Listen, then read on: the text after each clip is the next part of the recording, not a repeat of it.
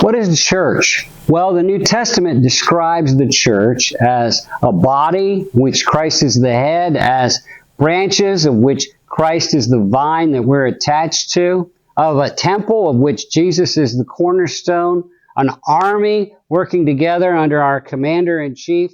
It's also described as a flock, the flock of God, where Jesus is our good shepherd. Let's talk about that today. Jesus is the good shepherd. He's the good shepherd. Isn't it wonderful that the flock that we're in has the best shepherd in the universe?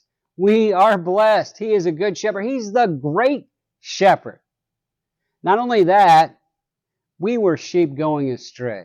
We got to realize we were sheep going astray, getting lost, wandering into the briars, getting into dry, rocky, desert places where there was no food, getting places where there's no water, getting places where the wolves are going to eat us. We were sheep wandering around, and He called us and brought us into His flock. We are blessed. We have a great shepherd who went and got us when we were going astray. He gave His life for us. In order to make us sheep in His flock, He had to give His life for us so that we could become sheep in His flock. What a great shepherd. Jesus knows all of His sheep by name. If you've been born again, there's been a day, a time, and a place when Jesus called your name and you responded. You admitted your sin. You called upon Him to save you. You responded when He called your name. Jesus knows all of His sheep by name. Jesus knows your name. It doesn't matter what country you live in, if you're rich or poor, if you're educated or non-educated. I want you to know something, friend. Jesus knows your name. Beyond that, as His sheep, when He speaks, we should respond to His voice and follow Him. In fact, that's an indicator. If somebody says they're a sheep in the flock of God, if they're a member of your church, they should be hearing His voice and doing what He says. You should be hearing His voice and doing what He said. If you were His sheep, He said, "My sheep continually hear my voice and follow me." Jesus calls leaders to shepherd His flock. After Peter had denied Him, even after Jesus rose from the dead, Peter was discouraged. He felt like he let Jesus down.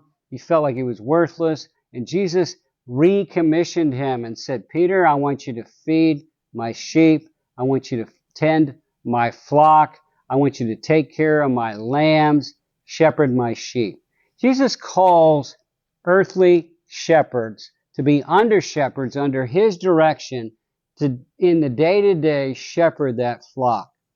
To primarily see that it's well fed, to primarily see that it's protected from wolves. He needs to care for that flock under the direction of the head shepherd, Jesus Christ.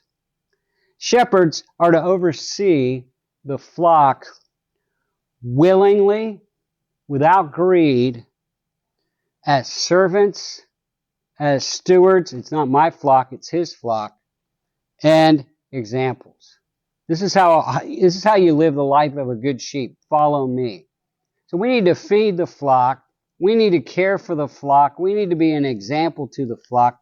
We don't serve the flock to get rich. We don't serve the flock to exercise power. We serve the flock because we're serving our master as we serve His flock. We're serving our shepherd as under shepherds under His leadership. One of my favorite verses is Luke 12:32. It says, "Fear not, little flock, it's your Father's good pleasure to give you the kingdom." Fear not, little flock. I want to encourage you. I don't know what you're going through. I don't know what your church is going through, but you don't have to face it with fear. There is a great shepherd.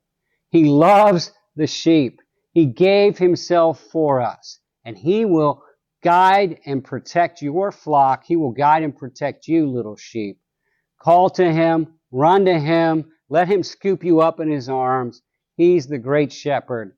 Let him shepherd your soul. I'm Dave Early.